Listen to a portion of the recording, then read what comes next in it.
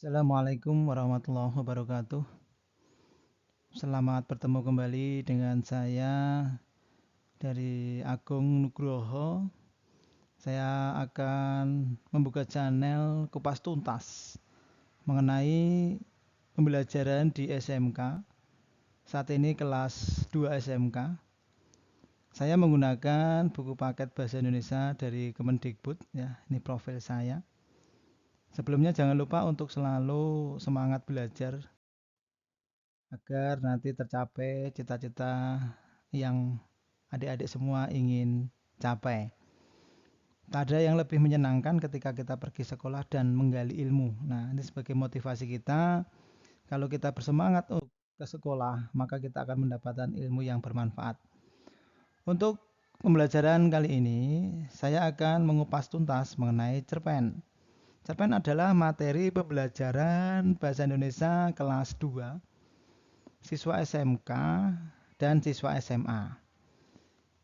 Baiklah, untuk materi yang akan kita pelajari yaitu diantaranya pengertian cerpen, kemudian ciri-ciri cerpen, berikutnya fungsi cerpen, selanjutnya struktur cerpen, unsur-unsur intrinsik dan ekstrinsik, nilai-nilai yang terkandung dalam cerpen.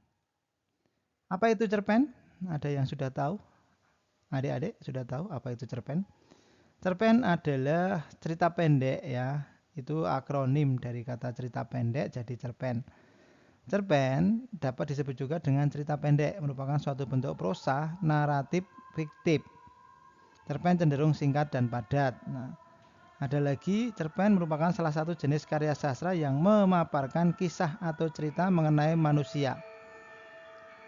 Kemudian cerita pendek biasanya mempunyai kata yang kurang dari 10.000 kata. Karena cerpen ya, pendek ya, karena pendek. Ya, selanjutnya ciri-ciri cerpen. Ciri-ciri cerpen diantaranya satu, jalan ceritanya lebih pendek dari novel. Yang kedua, sebuah cerpen memiliki jumlah kata yang tidak lebih dari 10.000 kata. Ya, tidak lebih dari 10.000 kata. Kemudian biasanya isi cerpen berasal dari kehidupan sehari-hari. Tidak menggambarkan semua kisah para tokohnya. Tokoh dalam cerpen digambarkan mengalami masalah atau suatu konflik hingga pada tahap penyelesaian. Jadi cerpen sampai dengan selesai. Pemakaian kata yang sederhana, ekonomis. Kesan yang ditinggalkan dari cerpen tersebut sangat mendalam sehingga pembaca dapat ikut merasakan. Biasanya hanya satu kejadian saja yang diceritakan. Memiliki alur cerita tunggal dan lurus. Penokan pada cerpen sangatlah sederhana, ya, sangat sederhana. Berikutnya fungsi sastra dalam cerpen. Apa itu sastra? Ya. Fungsi sastra dalam cerpen dibagi dalam 5 kelompok, 5 golongan. Yang pertama fungsi rekreatif, yaitu memberikan rasa senang, gembira, menghibur. Fungsi didaktif, mengarahkan dan mendidik para penikmat atau pembacanya. Fungsi estetis, yaitu memberikan keindahan bagi para penikmat atau pembacanya. Fungsi moralitas, moral ya, dari kata moral, fungsi yang mengandung nilai moral. Kemudian fungsi religiositas, mengandung ajaran agama. Ya, kita beralih ke struktur cerpen. Jadi kita dalam membuat cerpen itu harus tahu strukturnya dulu. Yang pertama abstrak. Abstrak merupakan ringkasan atau inti dari cerita pendek. Itu abstrak, ringkasan. Kemudian ada yang kedua orientasi. Orientasi berkaitan dengan waktu, suasana, dan tempat yang berkaitan dengan jalan cerita dari cerpen itu sendiri. Kemudian ada komplikasi. Komplikasi berisi urutan kejadian yang dihubungkan secara sebab dan akibat.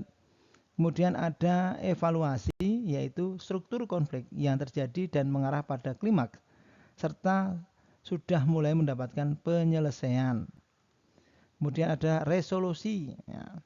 Ada resolusi di sini. Pada bagian resolusi, pengarang mulai mengungkapkan solusi yang dialami tokoh. Kemudian ada koda. Koda di sini adalah bagian yang terdapat nilai atau yang dapat diambil dari cerita pendek tersebut. Kemudian unsur intrinsik cerpen. Jadi kata intrinsik itu adalah dari dalam, seperti kata impor, Ya, itu berasal dari dalam. Di antaranya ada tema. Tema adalah sebuah gagasan pokok yang mendasari dari jalan cerita sebuah cerpen. Yang kedua ada alur atau plot, jalan dari sebuah kisah cerita. Jadi rangkaian sebuah kisah cerita itu maka akan menjadi yang namanya alur atau plot. Kemudian ada setting. Setting itu berkaitan dengan penataan tempat, waktu, dan suasana. Kemudian ada tokoh, itu merupakan pelaku yang terlibat dalam cerita tersebut. Kemudian ada penokohan, yaitu pemberian sifat pada tokoh atau pelaku.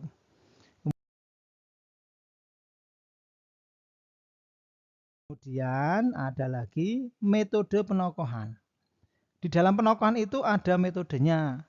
Jadi ada dua, metode analitik, suatu metode penokohan dengan cara memaparkan atau menyebutkan sifat tokoh secara langsung. Misalnya pemberani, penakut, pemalu, keras kepala, dan sebagainya. Kemudian yang kedua, metode dramatik. Apa itu dramatik? Adalah sebuah metode penokohan dengan cara memaparkannya secara tidak langsung, yaitu dapat dengan cara menggambarkan fisik, berpakaian, postur tubuh, dan sebagainya. Kemudian ada unsur intrinsik, sudut pandang. Adalah cara pandang pengarang dalam memandang suatu peristiwa dalam suatu cerita. Sudut pandang dibagi menjadi 4. Yang pertama, sudut pandang orang pertama, pelaku utama. Yang kedua, ada sudut pandang orang pertama, pelaku sampingan. Yang ketiga adalah sudut pandang orang ketiga, serba tahu. Yang keempat adalah sudut pandang orang ketiga, pengamat. Nah, baik, kita lanjutkan untuk unsur intrinsik selanjutnya, yaitu amanat. Amanat yang artinya adalah pesan. Pesan moral yang ingin disampaikan oleh penulis cerita kepada penikmat cerita. Kemudian ada unsur ekstrinsik. Di sini unsur ekstrinsik adalah dari kata ekspor, itu adalah unsur yang berasal dari luar. Sebuah unsur yang membentuk cerpen itu sendiri dari luar. Baik, di antaranya unsur intrinsik tersebut adalah latar belakang masalah. Latar belakang masyarakat. Jadi masyarakat di sekitar itu. Kemudian latar belakang pengarang. Nah, latar belakang masyarakat dan latar belakang pengarang. Latar belakang pengarang itu dapat meliputi riwayat hidup pengarang, kemudian kondisi psikologis pengarang, kemudian ada lagi aliran sastra, kemudian ada lagi nilai-nilai yang terkandung dalam cerpen. Nah, itu misalnya apa nilainya yang terkandung dalam cerpen? Jadi ada nilai agama, ada nilai sosial, ada nilai moral, dan ada nilai budaya.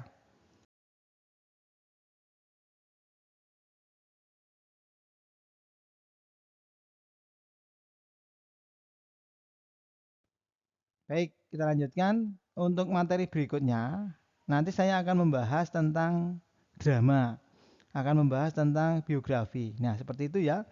Sampai jumpa di materi berikutnya. Terima kasih atas perhatiannya. Untuk kupas tuntas pada kesempatan ini, saya Agung Nugroho mengucapkan terima kasih.